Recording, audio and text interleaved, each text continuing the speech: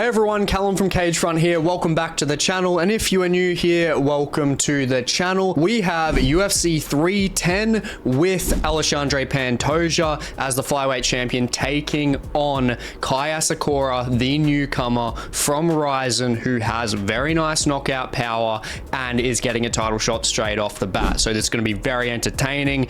And of course, we have Shavkat Rakhmonov versus Garry, and someone's has got to go for the title eliminator fight. And in this video, we're going to be going through the whole entire UFC 310 card, predicting every single fight on the card, giving you a full analysis, a full breakdown, as well as giving you my thoughts on the best moments on the card. So let's get right into it with the first fight of Kennedy Nzechukwu versus Lukasz Brzeski. Now, this fight is going to be interesting because Kennedy Nzechukwu, he doesn't have a lot of heavyweight experience. I mean, he's only fought Chris Barnett, and that fight really didn't showcase anything because unfortunately Barnett did get injured. And then Brzeski on the other side, he's had pretty decent heavyweight experience. Obviously, fights haven't gone his way, but he's fought Carl Williams, he's fought Waldo Cortez Acosta, and Kennedy Nzechukwu is coming up for the first time and facing someone with a fair bit of experience. So I do think that the odds are a little bit stretched here,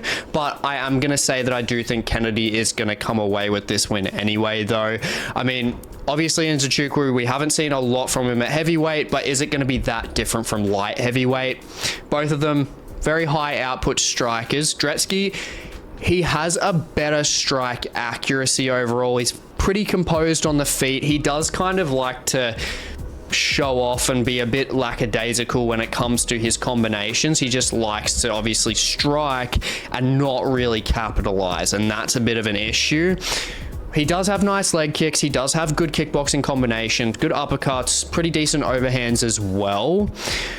But Kennedy Nzechukwu, his frame is going to be the big issue here. He's got 5 inches of reach over Lukasz Brzeski, around 5 inches, and I just think at 6'5", that amount of reach, just that natural just weight pickup to heavyweight is going to be fine. Let's be honest here. Against a guy like Brzeski, who doesn't have a ground game pretty much at all as well, where Nzechukwu doesn't really either, but I'd be more comfortable with him there, so he doesn't have to worry about takedowns from Brzeski. And being the bigger fighter, being a guy that's very, very good with the clinch striking, good at long range as well. I mean, he has really nice uppercuts, especially in that short range. And with the 83-inch reach, the long range isn't really an issue here. And honestly, I think we could actually see Kennedy mix up his game. We might see takedowns from Kennedy in this one, depending on how Brzeski actually gets off on the front foot when it comes to that first round. But I do think overall, Nzechukwu, he is just the better fighter, cleaner striking, a lot more durable as well. I see him taking this one by a KO TKO finish, probably around late second round. I think that he just really piles on the volume, really gets dirty in the clinch exchanges, especially with those uppercuts, just really overwhelms Brzeski and crumbles him in the second round to get that KO finish. Moving up the card to Chase Hooper versus Clay Guida. Chase Hooper, much bigger, much stronger, much faster, younger, and has more power. I'm very confident that he is going to get this one done, and I think it's going to be a submission in this one. Clay Guida, don't get me wrong, guy is a veteran, he is a dog. If you have not seen him before, please watch him. I mean, he's had some entertaining fights for sure, but Chase Hooper is just improving and improving so well. Honestly, he is at least blown my expectations out of the park when it comes to how good he is, not only obviously with his grappling and that grappling base, but looking at his striking and how he dismantled bloody Vyacheslav Borshev. I mean, he looked incredible, absolutely destroyed Vyacheslav very badly. And Chase Hooper going against a guy like Clay Guida, this is just an easier fight for him realistically. I mean, being at lightweight is just so much better for him than featherweight. He just fills out so much more. He's got more power. He's got 4 inches of reach advantage here. He's better with the striking than Clay Guida. Guida is extremely durable, very tough to kill, don't get me wrong, but that's where the base comes in for Chase Hooper. The grappling, the strength in being able to get this fight to the ground and hunting a submission over 15 minutes. He is going to be able to do that, and I 100% think that that is going to happen around the second round in this one. Chase Hooper, definitely a guy to look out for on this card. Moving up the card to Michael Chiesa versus Max Griffin. Now, this is going to be an interesting fight because Chiesa has fought very good opposition just throughout his whole entire career. I mean, he's ranked higher. I mean, he has had a bit of time off. He hasn't had the greatest, resurgence aside from beating Tony Ferguson. He's got a heavy submission threat, but just stylistically overall, it is a bit of a difficult one for Chiesa, I do think. And looking at their competition base, yes, Chiesa's just fought better opposition, but Griffin hasn't fought that bad in competition at all, and he's actually just had better outcomes. So that's where I think Max Griffin is going to be able to find the win in this one. He's just got more offensive threats, and he's very hard to just keep on the ground and be able to submit. He's never been submitted in his pro career. I just think it's a stylistic mismatch for Michael Chiesa ultimately. Never been subbed. He's got very good KO power overall when he can actually get going. But Chiesa, he is quicker on the feet. I will say that. Griffin's more dangerous overall, but Chiesa, it does have the speed. So if Chiesa can actually stay on lock and use the jab, use the straight, circle on the outside, and Max Griffin's a bit flat-footed, so if he can maintain that, utilize that speed, he could get a win here. But I just don't feel comfortable within that. I think Max Griffin, with the power that he does have, I think that he is going to be able to win this by a decision, just by a decision. On damage. I think on damage, just the weight of his punches, I think that's what's going to get him through. I don't see him being able to take out Chiesa. Chiesa is very durable. He's very hard to take out. And plus, when he's on the ground, he's actually pretty defensively sound if he gets there. Not of his own will, obviously, if he's getting dropped. So I think that Max Griffin is going to be able to just take this one on damage. But if Chiesa's on with the speed and is actually able to dictate the pace with his wrestling, we could have a split decision here. It's not a great fight to bet on, but I'm going to be going with Max Griffin by that decision win in this one. Moving up the card to Cody Durden versus Joshua Van. Now, this is going to be an awesome fight. I mean, Cody Durden has looked fantastic in his last couple fights. Even though he got taken out by Bruno Silva, he was doing fantastically well in that fight. He just has a very strong, raw pace. He's got very good wrestling, and he is submission prone, but Joshua Van is not advantageously submission oriented, so there's not really that threat there. And I think Cody Durden can do a fair bit of work in that first round just with the pace that he does set.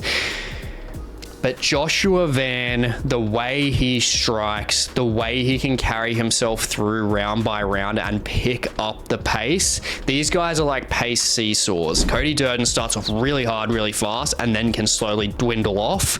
Joshua Van doesn't start the fastest, but then he can really pick it up, and that's thanks to his boxing. His body shots, crippling lead hooks to the body, and I think that that is going to be the key in this fight. I think similar to the way that Joshua Van has fought a lot of his previous opposition, I think that he is going to just be able to pay dividends with the body shots. I think going through the first round, I think Durden can take that one just with the wrestling ability, just really smothering Van, not letting him breathe, and landing good shots as well, because Durden does have hand speed. But Joshua Van, through the second round, crucially, I think he's going to land some really good body shots to slowly start to turn the tide of the fight. Durden's going to slow down a little bit and then slow down a lot more once those body shot dividends start really paying. And then I think Joshua Van in that third round is going to completely outstrike him late.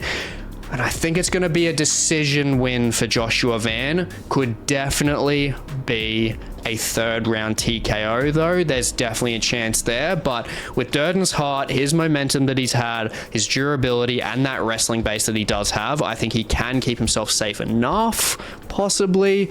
But also a fact of the matter is why I'm picking Joshua Van through that second and third round, is Joshua Van actually does have pretty good takedown defense, and if Cody Durden's getting slower, it's going to be harder to take Joshua Van down. So I'm going to say Joshua Van 29-28 decision, or possibly third round TKO win.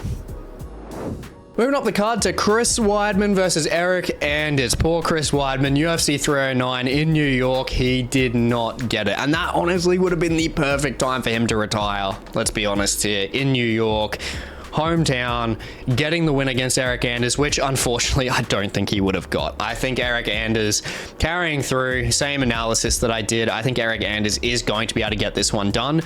Definitely not easily. The odds are completely fair in this one. I think perfectly fair in all honesty. I don't see Eryk Anders just running away with this. And plus these guys are at a 195 catch weight, at least at the time of this recording. So there could be more benefit to Chris Weidman having that bigger frame. So there could be a bit of an issue there in terms of Eryk Anders really dealing with a heavier Chris Weidman, because he just fills into that frame a bit more, being the heavier fighter. But Chris Weidman, the issue with him is with his striking, he does leave himself open. He's slowed down so much. I mean, he just doesn't have those fast twitch muscle fibers, and especially with age, it's just emphasizing that point even more. And Eryk Anders, he isn't the greatest in any position, but you got to look at the stats. He's 9-1 with KOs. Chris Weidman 6-6. The wrestling for Weidman is good, and I think he should definitely be using that. But Eryk Anders is that guy that's kind of like in that intermediate level, absolutely everywhere. He's got pretty decent submission base, wrestling base, striking base, and him carrying through the 3 rounds, especially looking in the second and third, I think Eryk Anders can do a good job of making sure that he just maintains a consistent pace to actually get this one done. I think Chris Weidman could win the first round, just coming out a bit quicker. Eryk Anders isn't the fastest starter, and then, you know, maybe use Weidman using his wrestling, but then as the fight goes on, I think Anders, it can naturally just change the tide of that fight, and I think he'll be able to get a 29-28 decision win in this one. Whew. Randy Brown versus Bryan battle. This is a good fight to have on the undercard. The UFC 310 to close off the year as obviously a number card. Great card through and through. Very good skeleton on this card. Randy Brown, obviously 16th ranked at the moment. He is on the edge of looking into those rankings again, and I don't think he should be such a heavy underdog in this fight. Obviously being a 3-1 underdog, he is very good. He's got the reach and physical advantages over Bryan battle here.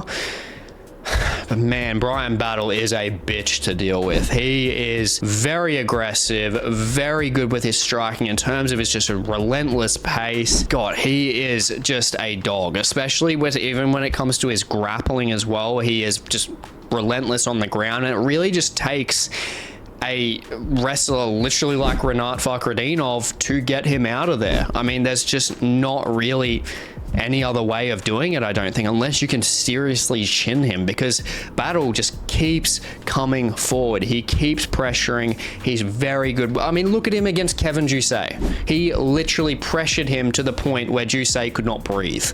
And Bryan Battle has the ability to do that even against Randy Brown. But I feel like it's less of a popular option for him in this fight compared to Kevin Jusay, because Randy Brown, I think, does have naturally just a bit better KO power than Jusay, but Brown, I think, can get suffocated just like JDM suffocated him. I think Randy Brown will get psychologically taunted by Bryan Battle. I think Bryan Battle will just, you know, really pinprick him through the press con. Well, I don't know if he's not on the press conference, but just through fight week. So it will press him through fight week. I can see these guys not glove touching. I think Randy Brown comes out aggressive. I think Bryan Battle then that's what he's wanting. He'll capitalize. He'll catch him. He'll check him. I think that he'll be able to drop Randy Brown. And you got Randy Brown on the ground and you got Bryan Battle on the ground. I'm taking Bryan Battle on the ground. He is naturally just a stronger fighter, much more aggressive with the submission-based offense. And I think that is what's going to get him across the line here. I think he's going to be able to find a submission off dropping Randy Brown, really grinding him out, maybe around the second or third round. I think he's just really just going to take out Brown's gas tank, make him overextend, and take him out. Now, still think that Randy Brown definitely has an opportunity, because if his striking is on lock, especially with his body shots, then he could definitely win this fight. That's why I don't think it should be a 3-1 dog, to be honest. I think it should be a little bit closer, but Bryan Battle, this guy's going to be getting into the rankings for sure at some point. Moving up the card to Movsar Evloev versus Aljamain Sterling. Now, please tell me, is this a crime to have this on the prelims? I've heard a lot of people in the MMA community saying that this should definitely be on the main card, and a lot of people say that it shouldn't. I think regardless, at least we're getting the fight. Let's be honest here.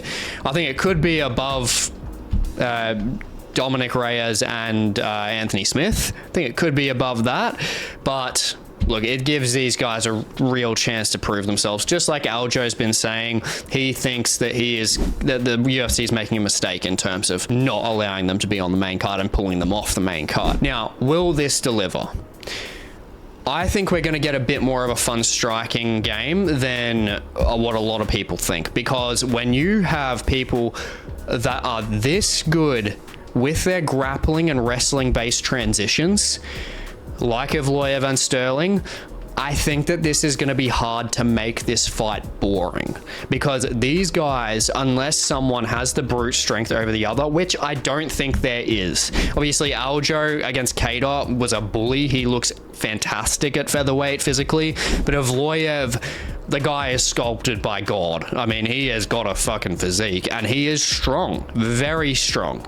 He was able to bully Diego Lopez to an extent. I mean, he was able to get bloody Arnold Allen down as well, and Arnold Allen's a bit of a tank himself. So it's gonna be very difficult in terms of getting each other down, and also the transitions to who wins on the ground. If we get on the ground, it's gonna be great, because just the high level fight IQ that we're gonna see in terms of who's gonna go to what position, I think that's great. But where I have more of a clear understanding of where this fight's going to go and who I'm picking, canceling each other out on the ground, I think that is where it's going to be difficult, because Evloev on the feet, he lands heavier shots. He's just got better boxing than Aljo. Aljo is very unorthodox on the feet, has very weird kind of looping strikes, covers a lot of distance, and is fast for sure. Does he have KO power? No, not really. He doesn't.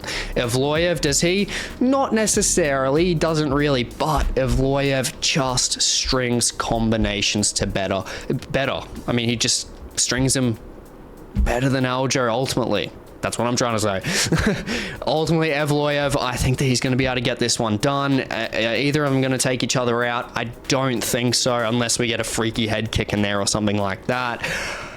Even if they go to the ground, Aljo is going to have to suffocate him for a long time, because I think Evloev on the feet is going to be able to take it. And will Aljo be able to take Evloev on the ground for that long? I do not think so. Aljo is a beast on the ground, but Evloev is good enough on the ground to not let that happen, and hence him being the favorite. I do agree, and I do see this one being a 12th decision win for Movsar Evloev. Moving up the card to Vicente Luque versus Themba Gorimbo. Now, this is one of the trickiest fights on the card for sure, because similar to Aljo and Evloev, these guys can definitely cancel each other out on the ground. And I'm probably going to regret this, because of his fight IQ against Buckley absolutely going out the fucking window. But I'm gonna take Vicente Luque by a split decision. Ultimately he's had some shit shows in his career, but he is a big step up in competition for Themba Gorimbo. If you look at Themba Gorimbo's record in terms of who he's fought, he hasn't fought anyone. Really, he hasn't fought anyone, especially compared to Vicente Luque, and even more so compared to Vicente Luque's actual career, who Vicente Luque has fought. Very big step up in competition for him. Luque is well-rounded, good offensive submissions, he's got decent striking, but it all depends on this man's fight IQ. If his fight IQ is on, he is a tough guy to beat, for sure, but he's got to get that brick head off the damn center line, because Themba Gorimbo, yes, he doesn't have the KO power, but he has the reach advantage here, and he does stick a pretty good jab. He's got good jabs, good straights. He's actually pretty decent on the outside, even though Gorimbo does like a wrestling-based game, and he has that submission-based game there. I highly doubt that he's going to be submitting Vicente Luque, though. I definitely wouldn't be going that way. And Luque, in the exchanges, he is good up close and personal, but obviously doesn't have the head movement. But Gorimbo as well, I will say, I understand in a sense why he is the favorite for sure. In terms of the clinch exchanges, he has very nice striking in terms of like dirty boxing uppercuts, and then like dropping down, getting a single, getting a double, getting it to the ground, and then holding him against the cage and really wrestling him off that, because he does have a good gas tank. But being able to do that to a guy like Luque, I just don't see it happening. And on the feet, if they're canceling each other out, like Evloev and Aljo, I think Vicente Luque simply just does have the more put together striking. He's just better in terms of the opposition that he's faced, his caliber of striking, especially with his boxing. He's got decent 1-2s, he's got good uppercuts, good hooks as well. And Themba Gorimbo cannot string those together as good as Luque. Gorimbo simply is not crisp enough on the feet to get Luque out of there, unless Luque is an idiot and he just doesn't move his head at all. That's really what it comes down to. It really comes down to Luque's fight IQ. So that's why do not bet on this fight. Please don't. Not betting advice, but that's just what I am not doing, without a doubt. I can see this going to a split decision, honestly. I wouldn't be surprised. If Gorimbo gets off the mark early very well, sticking the jab, being able to get some control in there, he might be able to take the first round for sure. I think Luque then can come back in the second, get some good boxing off, show some urgency, and then Luque with the damage, like the heavier shots in the third round against Themba Gorimbo with the volume and, you know, using those long range weapons in the third round, and whoever gets control over the other. It really could be a split decision, but I'm going with the more experienced guy in Vicente Luque in this one. Moving up the card to Dom Reyes versus Anthony Smith. I am so happy Dom Reyes is back. Had a great performance against Dustin Jacoby, and I think when it comes to that win, I think he's going to continue his win streak. I think he's going to get the win in this one. I think it might be a KO TKO. I could regret this, to be honest. It could be a KO TKO or it could be a decision. Judging off Dominick Reyes and how he fought in the Dustin Jacoby fight, looked great with his composure. Not like he was against Garry or like he was against Ryan Spann. Just going in there, getting really aggressive and getting absolutely fucking chinned. Reyes really paced himself in this fight, kept good forward pressure, but did not just go out there, just throw the kitchen sink at him, because that is where the danger is for him. And Anthony Smith, yes, he has 19 KOs on his record, but that's a lot from him when he was in his prime. Anthony Smith is not in his prime anymore. He's gotten a lot slower. He's not fast at all, and he doesn't put combinations together fantastically well. On the ground, he's a problem, I'll say that. But getting Dom Reyes to the ground and actually submitting him is another story, because similar like Max Griffin, Reyes has never been submitted in his pro career, and we haven't really seen him on the ground there, because he is a guy that is actually hard to get down. So if you know, fighters before like John Jones aren't successfully properly getting him down, Anthony Smith is not going to be able to do that. And I honestly just see Dominick Reyes being able to really dictate the pace, because his confidence is going to be increased. The composure's there from the last fight. He just carries it over to this one. I can really see him taking advantage of the lack of strike speed that Anthony Smith does have. I think he gets in there, puts on a nice pace, controls the octagon more so than Anthony Smith. And with that lack of athleticism from Anthony Smith as well, he's not really going to be able to get out of the way of Dom Reyes' shots. I think with Reyes in that southpaw stance with that rear hook, I think he's going to be able to catch Anthony Smith really nice around the second or the third round, drop him, and then TKO him for the KO TKO finish. But that being said, Anthony Smith, veteran, very hard to get out of there. I know he's been taken out by guys that are like Khalil Roundtree, you know, like the guys that are very, very fast and explosive. With Reyes, isn't like them exactly, but we all know Reyes has definitely got the power. And landing the better shots, I think he's going to be able to get this one done. But it could definitely be a decision win in this one, so keep your eyes peeled for that one. Moving up to Nate the Train versus Doo-Ho Choi, the Korean Superboy. This fight is going to be fucking awesome. I am so keen for this. 21 KOs between them. We look at Landwehr, lands at a crazy clip.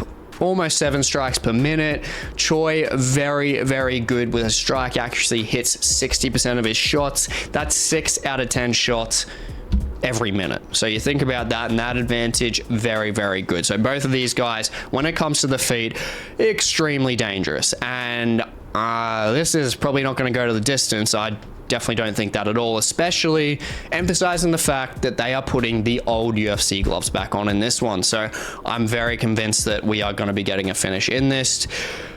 But just a really good job by the matchmakers for this one. But at the same time, I hate it because I don't want either of these guys to lose. I love them both. They're both very entertaining, and they are both pretty evenly matched. So this one, again, is not really a good one to bet on. I'm so happy Doo-Ho Choi came back with a bang, taking out Bill Algeo. I mean, he looked fantastic in that fight. And not only that, before that, he looked great against Carl Nelson as well, which both of those guys are good opposition, especially coming back after, what, 2-3 years off. I mean, not only having that infamous right hand that he has, I mean, looking at him against Algeo, the left hook he landed puts people to sleep. He has got the power in both hands, and it just makes him that much more dangerous, as well as momentum that he does have now and that confidence that he's got coming back.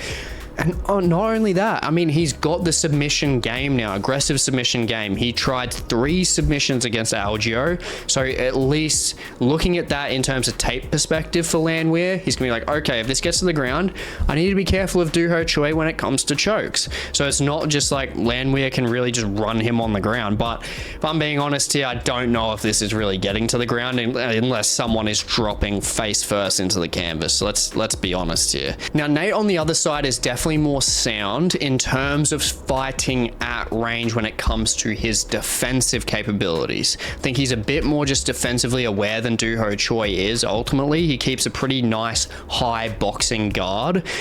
But when he's coming forward, he does leave himself open for hooks, which Dan Ige was able to take advantage of and drop him a couple times. But looking at him offensively, very nice knees in the clinch. He's got very nice dirty boxing especially. And at range, very nice just looping crazy shots because he's got the power there without a doubt. But I think in this matchup, when we're looking at a range-based fight, Nate Landwehr needs to make it dirty. He needs to get this really up close in the phone booth, just absolutely swinging, because Doo-Ho Choi is just better in terms of statistical accuracy, his ability to strike at range, because he loves getting those KOs at the end of his punches, especially with those straight shots, and obviously the end of the left hooks as well. And Landwehr, when it comes to him getting his knockouts, it's usually a lot of them are in those dirty-based exchanges. I mean, Landwehr, don't get me wrong, I mean, looking at his competition that he's faced, I mean, he's fought Dan Ige, went to a decision and lost, but then he's beaten Ludovic Klein as well. He's looking like one of the best up-and-comers at lightweight. And look, they're both not indestructible, but either of these guys could get taken out, and that's why I say you want to be careful looking at bets on this fight for sure. But ultimately, I do think that this is actually a good fight to look at an underdog win. And I think Doo-Ho Choi, just with that ability to find his shots, pick his shots with that accuracy, with that power, with being the younger fighter in his prime age range, against a Nate Landwehr who has got power, who's entertaining, but can sometimes be reckless in those exchanges. I'm liking Choi with that faster strike speed, with the newly released defensive submission game as well. Don't get me wrong with that as well. And just most importantly, the strike accuracy. That's where I'm just getting a bit more confident within that.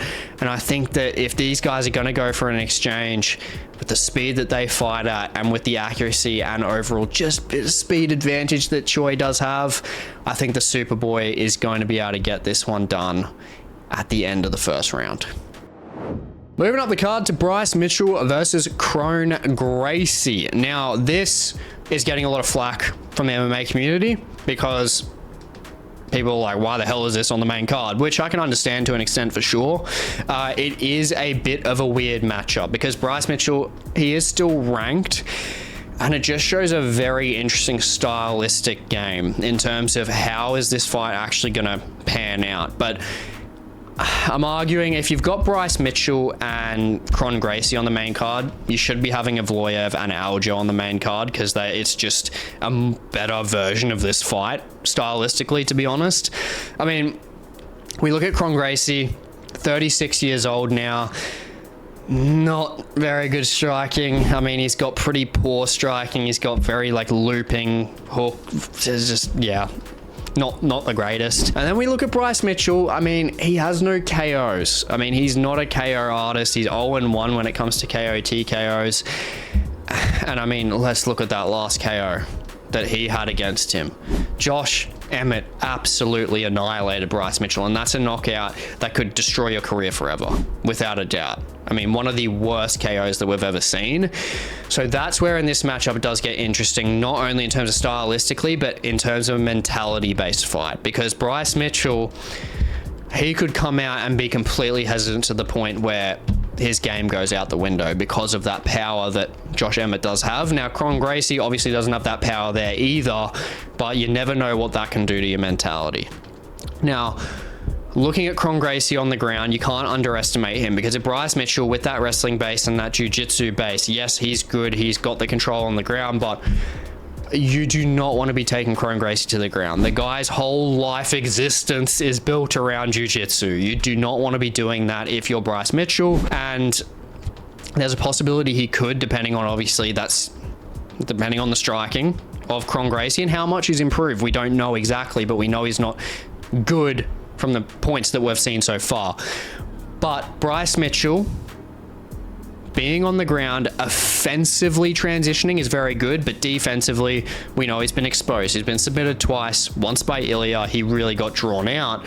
But that's where I'm very confident in taking Bryce Mitchell, because on the other side, the flip side, looking at him versus Ilya in that first round, Bryce Mitchell, I was really liking his striking, to be honest. The striking level was just a lot more in his favor. And from what we've seen from Kron Gracie, I'm very confident in Bryce Mitchell in that striking realm, because when Ilya was striking against him, Mitchell was doing a very good job with his head movement, and especially it's probably going to be there now after Josh Emmett, but also using low volume shots to just pick at the opponent.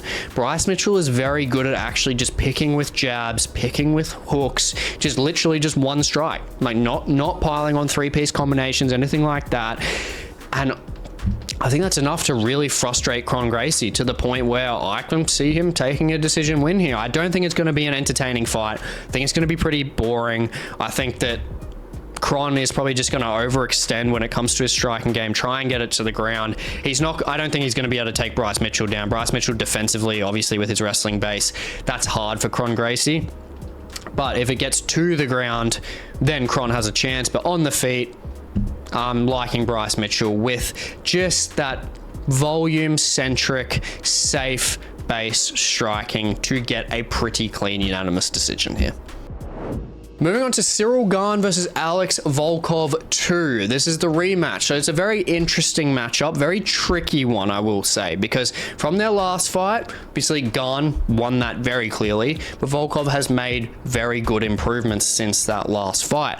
Volkov, very good with his 1-2s, very just dangerous in terms of a stature-based sense, very good hooks around the guard, got good teep kicks, obviously with that length that he does have, and he's just ultimately reinvigorated his career so far. He's got the momentum on his side, and it could be scary in terms of what Ciryl Gane is going to have to face, because Ciryl Gane has had a bit of a hiatus. He's beaten Sergey Spivak, but in that time since losing to John Jones, Volkov has taken out Rakhmonov, he's taken out Tuivasa, and he's taken out Sergey Pavlovich since Gane last lost to Jones. So he's been very active, much more active than Gane.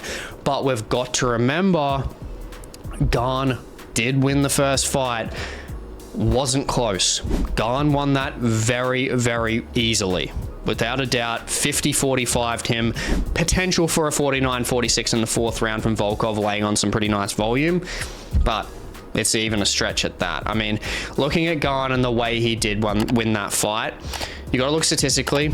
Reach advantage. He's actually got the reach advantage here. He's got a 1-inch reach. And even though the stats say orthodox on the screen, which are just baseline stats that have been made, Ciryl Gane is a switch stance fighter, without a doubt. He utilizes a jab very, very well out of southpaw, and that's exactly what he did against Volkov, because when Volkov was in southpaw and they were matching their lead hands, Gane is the fastest striker, so he was able to get his jab through a lot more effectively, and that speed has not changed. Gane is faster than Volkov, for sure. And not only that, he is the more technically advanced fighter.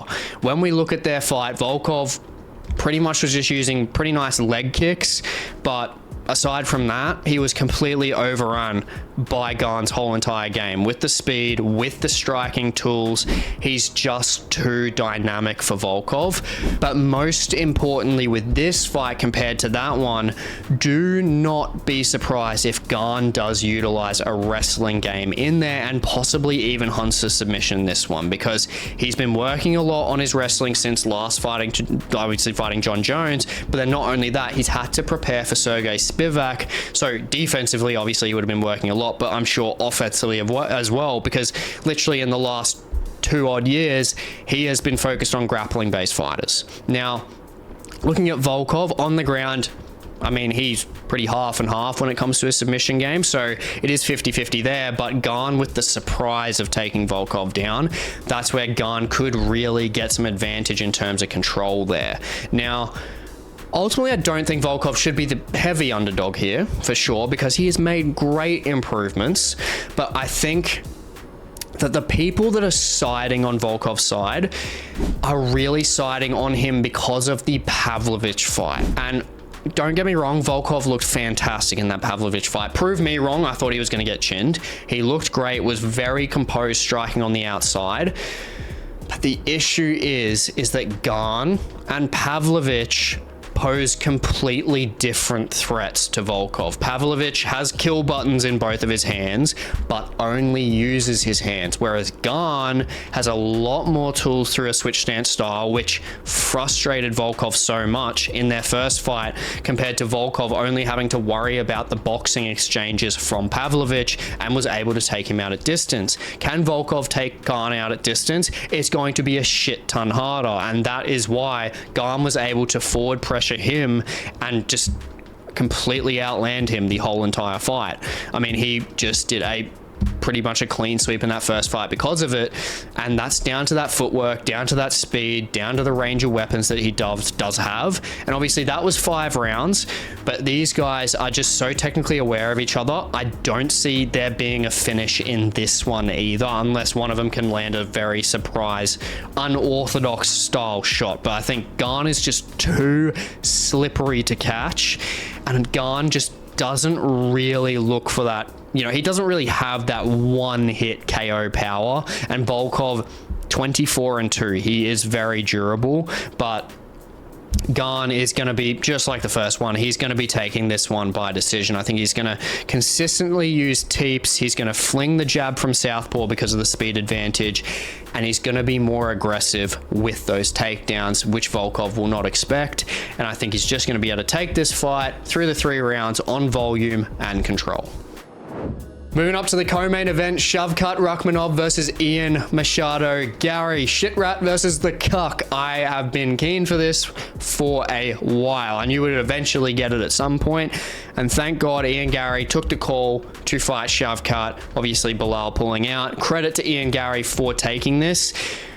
any O's got to go fight is going to be a good fight. Now, with this matchup, it's a tricky one. It is definitely tricky because stylistically, these guys do clash. Because Shavkat Rakhmonov, he is a forward pressure finisher. He loves just getting in the opponent's face, suffocating them, landing good shots with the striking, dropping them, and then getting to the ground and usually submitting them. I mean, that's what he's done in the UFC so far. Aside from one person, he's submitted every single opponent that he's faced. Now, Ian Machado Garry on the other side, definitely tricky because he is a point style fighter. He's very good on the outside. He loves utilizing his boxing, especially his kickboxing. He loves using his leg kicks. He loves using his teep kicks, utilizing his leg reach against shorter opponents to just keep them at bay and just outstrike them with the volume and take it to the ground if he has to. The problem with this fight is Shavkat Rakhmonov is one of the biggest fighters that he has faced. And they have the same leg reach. They have 42 inches of leg reach each. And that is tricky for Ian's game in terms of really nullifying that range. As well, amplifying that, Ian Garry has a 3-inch reach disadvantage when it comes to the striking with his actual hands. Now, that's a problem because Shavkat forward pressuring, he can get in a lot closer. And with Shavkat and Ian are in the phone booth, if they are clashing at short range, Ian's going to be in trouble. Definitely going to be in trouble. But where this is tricky and where Ian Machado Garry is being heavily underestimated, which I think a lot of people need to be careful of. And I'm not gonna lie, I would not be surprised if Ian Garry can find a win in this fight, but I do think Shavkat will win this. The big issue that I have seen when it comes to the MMA community in analyzing this fight is that people say that if Shavkat gets in close, is able to take Ian down and gets him on the ground, Ian is completely finished. Shavkat will just submit him. The issue with that is, well, record based, it makes sense. He's 1-0 with submissions. But Ian Garry trains at Shooter Box with Charles Oliveira on his back all the time. So Ian Garry obviously hasn't really utilized a submission offensive game, except obviously against Michael Venom Page, which he did a very good job of in terms of having advantageous positions. But we've never seen him threaten with a submission game offensively. Now, Ian Garry training against a guy like Charles, who is an offensive genius with submissions, I think people are really thinking that Ian Garry's just going to be a walk in the park for Shavkat on the ground. I don't think so. Can Shavkat submit him? I think it's possible, for sure, but I think it's going to be a lot harder than people think. And when it comes to the possibility of this fight getting finished, I'm more so keen on the KO TKO in this fight, and I think Shavkat is going to be able to find the opportunity to get that. Now, when it comes to getting that, I think over 5 rounds, I just can't see Ian being able to maintain that distance for that long.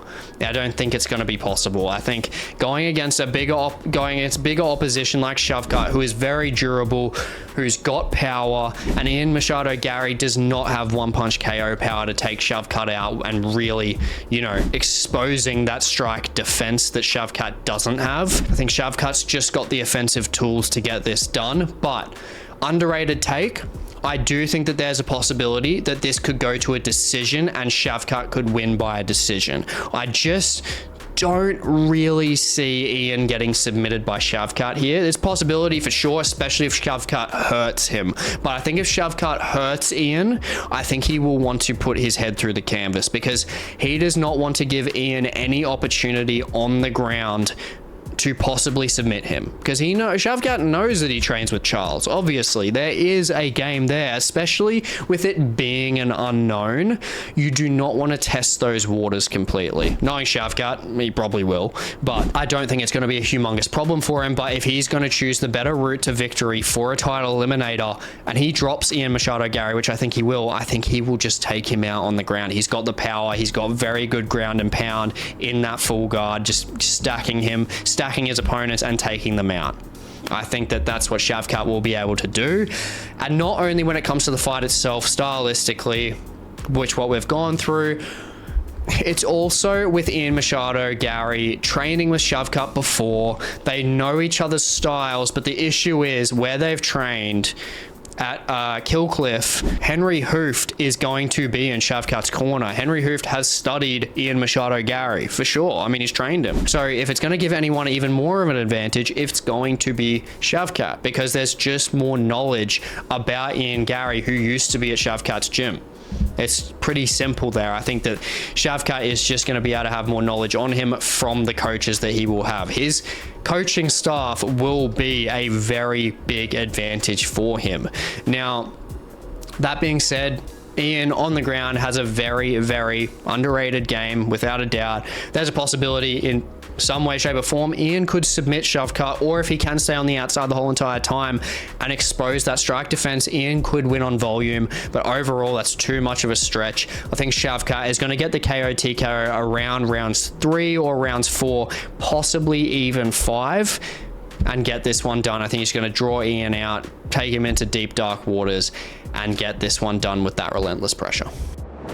Now moving on to the main event of Alexandre Pantoja versus Kai Asakura, the last title fight of 2024, which has been an absolutely banging year, and I'm telling you, this fight is gonna bang. I've done a lot of analysis on this matchup, especially through Kai Asakura with his fighter spotlight videos, basically explaining his striking, his wrestling game, his grappling game. I do a deep analysis on him and his career highlights and everything, as well as another fighter spotlight video that's attached to that, where I match him up against the top 15 in flyweight and how he goes against every single fighter in there, which I did touch on Pantoja in that fight. So if you haven't looked at that, definitely check that one out. I'll leave it in the description.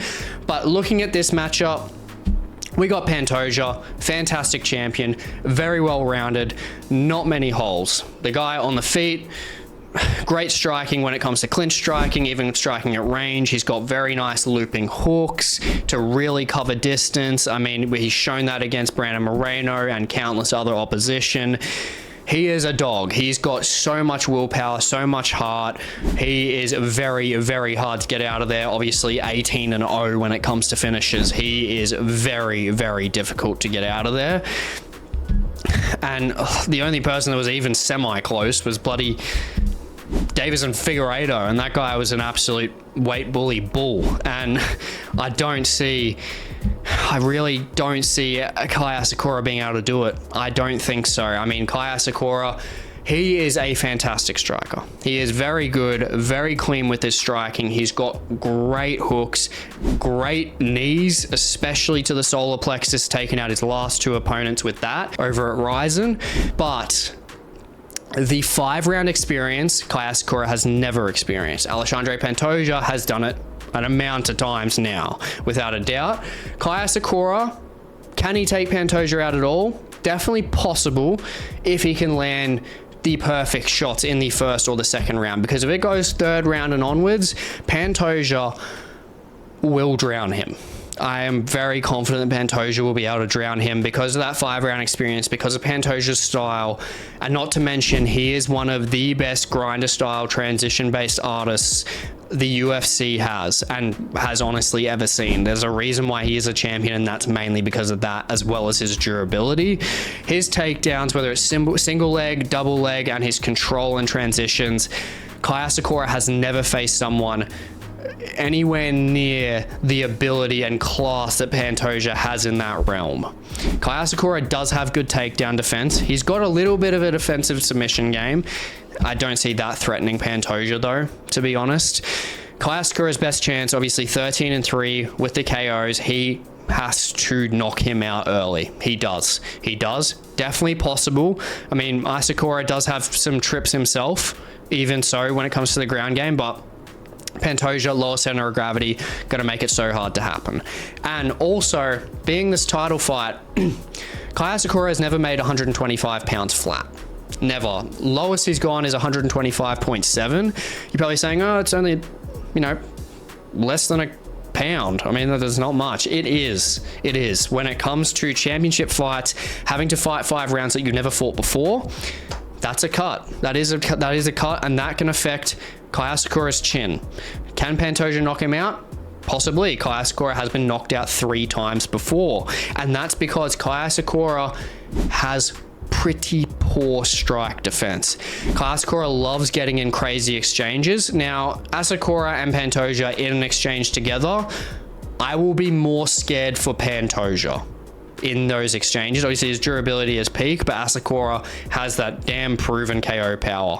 He has even stunned, wobbled, and basically dropped Manel Cap, but you also got to look at it, when I say Manel Cap, you got to look at that perspective of the experience they've had. Pantoja has fought much better opposition, and he is a natural flyweight. Kai Asakura is a natural bantamweight, and he has fought pretty much the best opposition that he has fought is Kyoji Horiguchi and Manel Cap. Manel Cap is like 10th ranked at the moment and is in flyweight. Now, Pantoja is better than Manel Cap. He's beaten him.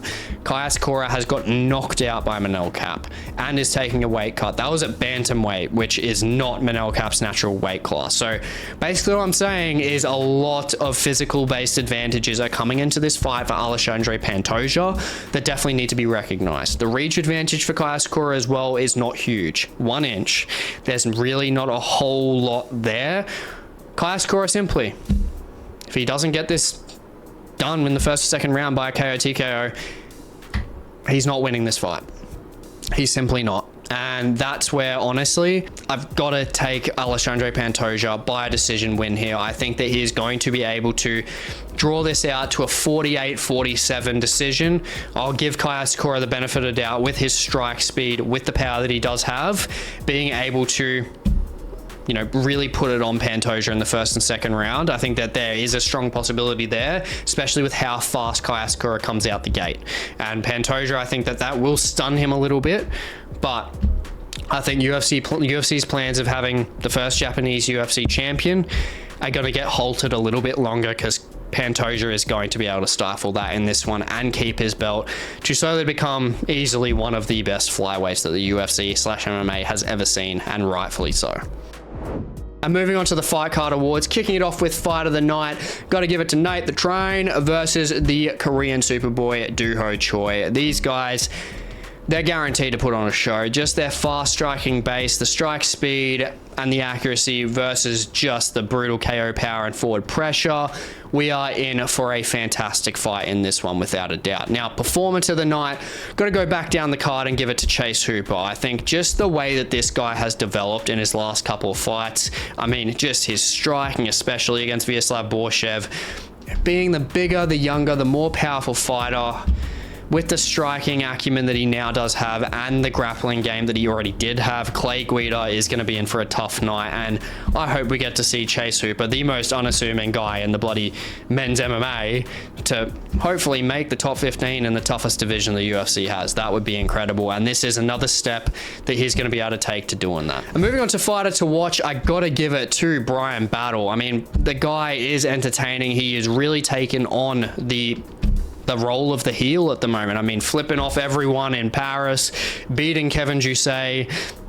I mean, Bryan Battle is a killer. He wants to fight these away-based fights, and look, he is going to get into the top 15. He will. I mean, he is just not only very advanced when it comes to that ground game. I mean, just the relentless pressure, his cardio now, he's cut down to welterweight, and the persona that he's taken on. He's not only brought up his entertainment factor, but his striking with that relentless pressure against a good kickboxer by Kevin Jousset. I don't see why he can't do the exact same to bloody Randy Brown, to be honest. I mean, Randy Brown obviously having a bit more power there than Kevin Jousset. That's where Battle is just going to be able to take this to the ground. I think he can really hunt that submission. Now, finish of the night. This one is tricky, but I'm going to give it to Shavkat just because of the environment of it. I mean, just what is on the line. A 5-round fight, co-main event, title eliminator. I could have given it to Kennedy Nzechukwu or Superboy Choi, but just obviously being the 5-round fight, title eliminator, I think the value of the finish is just too great not to pick. And Shavkat being 18-0, all finishes, seeing that he can continue that against someone that is a very good opponent in Ian Garry, it's going to make him that much more of a force, and I'm keen to see it. I hope you enjoyed today's video, and if you want to see more MMA-based content, definitely check out the video on the screen, and please like, comment, subscribe. It really goes a long way for the channel, and I will catch you in the next one.